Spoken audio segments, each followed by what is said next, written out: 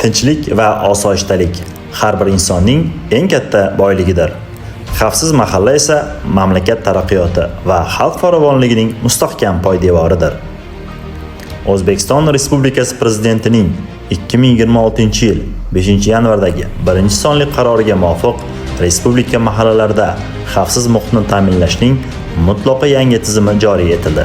Ushbu tizimning asosiy maqsadi huquqbuzarlikning oqibati bilan emas, balki uning sabablari bilan kurashishdir.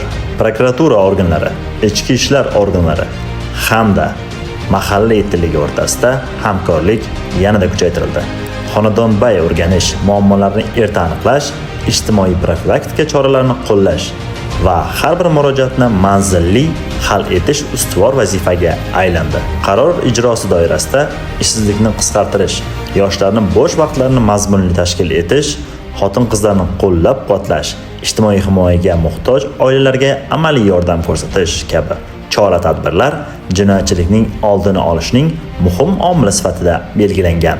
Xavfsizlik bu faqat huquqni muhofaza qiluvchi organlarning vazifasi emas, bu har bir fuqaro, har bir oila va butun jamiyatning umumiy mas'uliyatidir. Birgalikda harakat qilsak, mahallalarimizda yanada tinch, xavfsiz va farovon bo'ladi. Xavfsiz mahalla inson qadri ustuvor bo'lgan yangi O'zbekistonning mustahkam poydevoridir.